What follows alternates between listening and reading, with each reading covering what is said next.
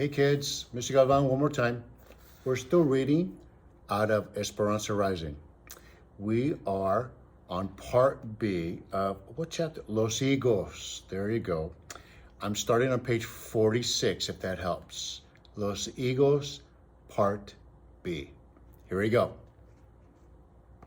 They all crowded into Hortensia and Alfonso's tiny bedroom where Abuelita was resting, her swollen ankle propped on pillows. Esperanza sat on Abuelita's bed while Mama and the others stood. Alfonso, what are my options? Said Mama. If you don't intend to marry him, Senora, you cannot stay here. He would burn down the servants' quarters next. There will be no income because there are no grapes. You would have to depend on the charity of others and they would be afraid to help you. You could move to some other part of Mexico, but in poverty. Luis's influence is far-reaching. The room was quiet. Mama looked out the window and tapped her fingers on the wooden sill. Hortensia went to Mama's side and touched her arm. You should know that we have decided to go to the United States. Alfonso's brother has been writing to us about the big farm in California where he works now. He can arrange jobs and a cabin for us too. We are sending the letter tomorrow. Mama turned and looked at Abuelita. With no word spoken, Abuelita nodded. What if Esperanza and I went with you to the United States, said Mama. Mama, we cannot leave, Abuelita. Abuelita put her hand on Esperanza's. I would come later when I am stronger. But my friends in my school, we can't just leave. And Papa, what would he think? What should we do, Esperanza? Do you think Papa would want me to marry Tio Luis and let him send you to a school in another city? Esperanza felt confused. Her uncle said he would replace everything as it was, but she could not imagine Mama being married to anyone but Papa. She looked at Mama's face and saw sadness, worry, and pain. Mama would do anything for her, but if Mama married Tio Luis, she knew that everything would not really be as it was. Tio Luis would send her away and she and Mama wouldn't even be together. No, she whispered. You are sure that you want to go with us? Said Hortensia. I am sure, said Mama, her voice stronger. But crossing the border is more difficult these days. You have your papers, but ours were lost in the fire, and they forbid anyone to enter without a visa. I will arrange it, said Abuelita. My sister's in the convent. They can discreetly get you duplicates. No one could know about this, Senora, said Alfonso. We would all have to keep it a secret if you come. This would be a great insult to Luis. If he finds out, he will prevent you from leaving the territory. A tiny smile appeared on Mama's tired face. Yes, it would be a great insult to him, wouldn't it? In California, there is only field work, said Miguel. I'm stronger than you think, said Mama. We will help each other, Hortensia put her arm around Mama. Abuelita squeezed Esperanza's hand. Do not be afraid to start over. When I was your age, I left Spain with my mother, father, and sisters. A Mexican official had offered my father a job here in Mexico. So we came. We had to take several ships and the journey lasted months. When we arrived, nothing was as promised. There were many hard times, but life was also exciting and we had each other. Esperanza, do you remember the story of the phoenix, the lovely young bird that is reborn from its own ashes? Esperanza nodded. Abuelita had read it to her many times from the Book of Myths. We are like the phoenix, said Abuelita, rising again with a new life ahead of us. When she realized she was crying, Esperanza wiped her eyes with the shawl. Yes, she thought, they could have a home in California, a beautiful home. Alfonso and Hortensia and Miguel could take care of them and they'd be rid of the uncles, and Abuelita would join them as soon as she was well. Still sniffling and caught up in their affection and strength, Esperanza said, and I could work too. They all looked at her, and for the first time since Papa died, everyone laughed. The next day, Abuelita's sisters came for her in a wagon. The nuns, dressed in their black and white habits, gently lifted Abuelita into the back. They pulled the blanket under her chin, and Esperanza went to her and held her hand. She remembered the night that Alfonso Miguel brought Papa home in the wagon. How long ago was that? She knew that it had only been a few weeks, but it seemed like many lifetimes ago. Esperanza tenderly hugged and kissed Abuelita. Mi nieta, we won't be able to communicate. The mail is unpredictable, and I'm sure your uncles will be watching my correspondence.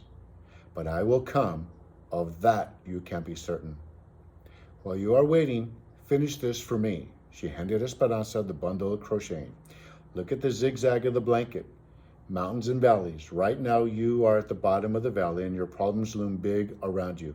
But soon we will be at the top of a mountain again. After you have lived many mountains and valleys, we will be together. Through her tears, Esperanza said, please get well. Please come to us. I promise, and you promise to take care of Mama for me. Next, it was Mama's turn. Esperanza could not watch. She buried her head in Hortensia's shoulders until she heard the wagon pull away. Then she went to Mama and put her arms around her. They watched the wagon disappear down the path until there was a speck in the distance, until even the dust was gone. That's when Esperanza noticed the old trunk with the leather straps that the nuns had left. What is in the trunk, she asked. Our papers to travel and clothes from the poor box at the convent. The poor box? People donate them, said Mama, for others who cannot afford to buy their own. Mama, at a time like this, must we worry about some poor family who needs clothes? Esperanza, said Mama, we have little money, and Hortensia, Alfonso, Miguel are no longer our servants. We are indebted to them for our finances and our future. And that trunk of clothes for the poor, Esperanza, it is for us. Senor Rodriguez was the only person they could trust. He came after dark for secret meetings, always carrying a basket of figs for the grieving family to disguise his real reason for visiting. Esperanza fell asleep each night on a blanket on the floor, listening to the adults' hushed voices and mysterious plans, and smelling the plentiful piles of white figs that she knew would never be eaten. At the end of the week, Esperanza was sitting on the small step to Hortensia and Alfonso's cabin when Tío Luis rode up. He remained on his horse and said Alfonso to bring Mama.